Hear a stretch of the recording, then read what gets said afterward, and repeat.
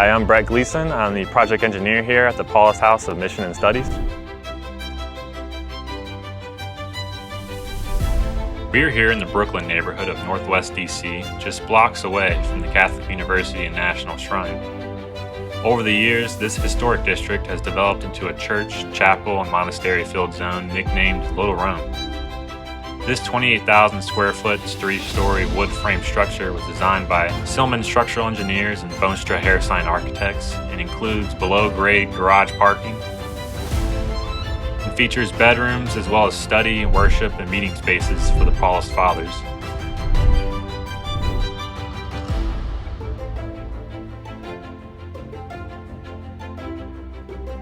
This building will also be a nice addition to the quiet neighborhood here, known as Chancellor's Row. We're also excited to use some of the spaces in this new building.